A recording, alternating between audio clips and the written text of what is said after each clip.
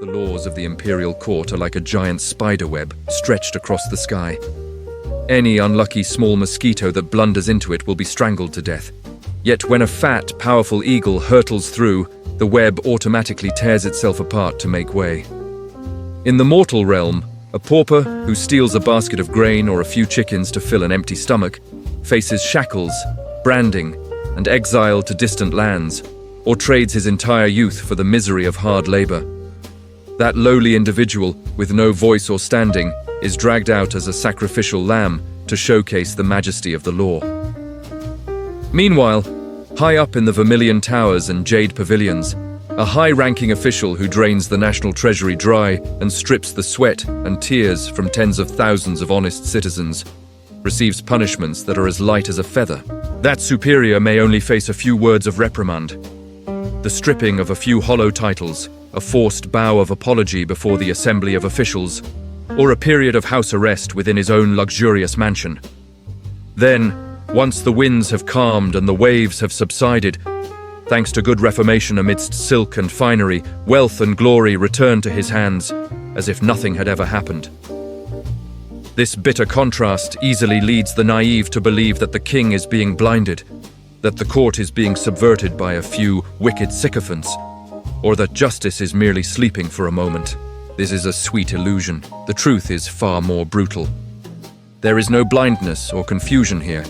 What is perceived as ultimate injustice is, in fact, a masterpiece of statecraft, a power structure designed with infinite sophistication by those who hold the throne. A monarch, reigning over all under heaven, never stands firm at the summit through solitary strength alone. The throne is upheld by dozens of noble clans, hundreds of lords, and thousands of officials. This structure is a gargantuan machine where every gear is lubricated by interest and authority. When a high official commits embezzlement, that mountain of gold and silver does not flow into a single pocket.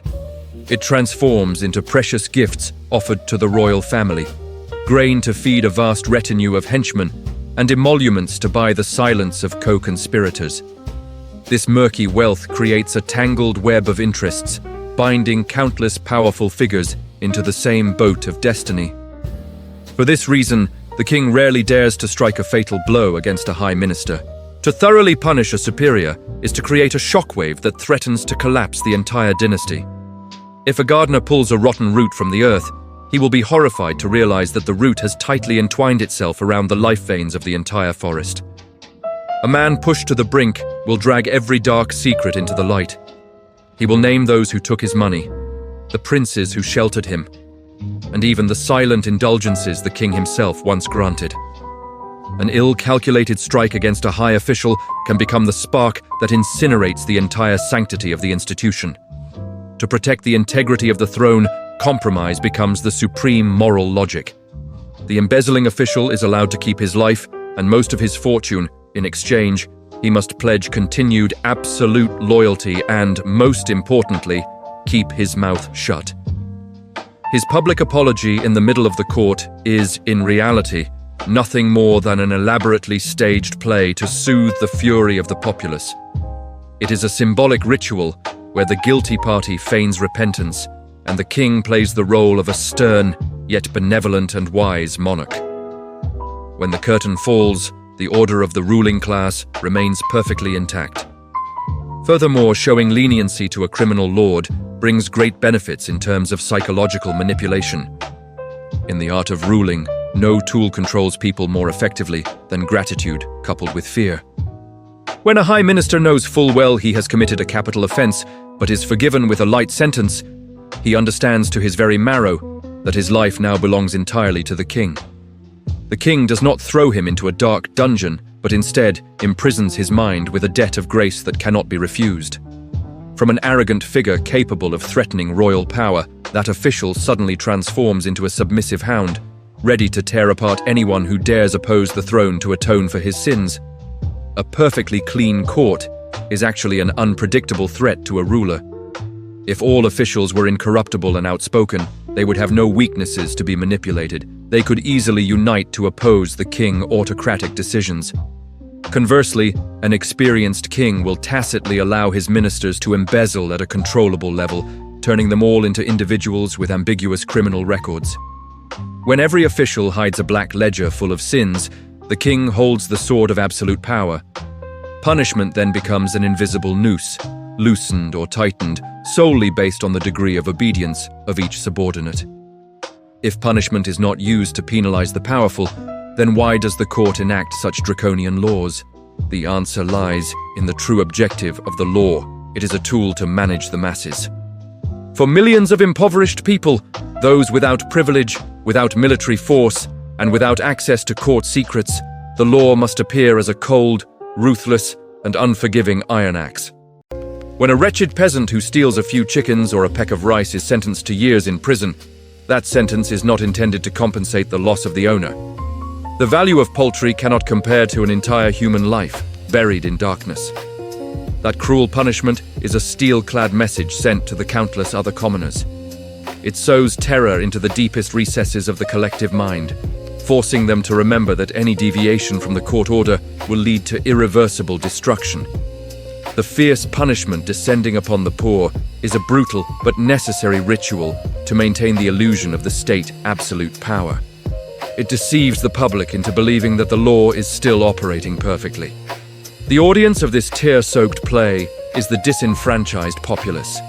They witness the chicken thief paraded through the streets in pillories and feel a false sense of satisfaction because evil has been punished. The court skillfully directs the people attention toward the petty sins around them. Citizens bicker over inches of land, denounce each other over neighborhood grudges, and vent all their indignation upon their equals. Because their gaze is forced downward into the mud, the crowd never raises its eyes high enough to see the foundation of the dynasty being hollowed out by giant termites at the topmost level. Between the king and the aristocracy, there always exists an implicit pact of immunity. Draconian laws are inherently written by the very people who will never have to face their judgment. Those who make the laws always know how to create secret doors and plant sophisticated loopholes to slip through when the storm arrives. A high official who loses tens of thousands of gold pieces can leisurely use myriad excuses, such as natural disasters, epidemics, or regrettable administrative errors, to cover his tracks. The palace never lacks brilliant advisors ready to draft perfect memorials, refining a heinous crime into a minor lapse in competence. Commoners have no such luxury of privilege. When a poor person steals, the act appears naked, crude, and incredibly easy to convict. Judging a poor farmer is a light task. It requires little effort, poses no risk of rebellion, and does not touch any seat of power.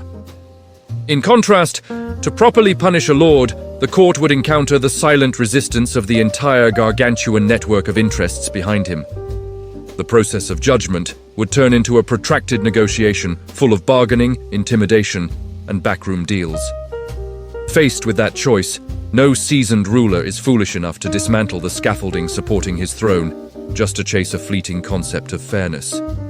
Occasionally, to extinguish the fire of public outrage over a case of corruption that is too blatant, the king will launch purges that seem thunderous. A few high ministers are stripped of their robes and imprisoned, accompanied by fiery edicts about cleaning the bureaucracy.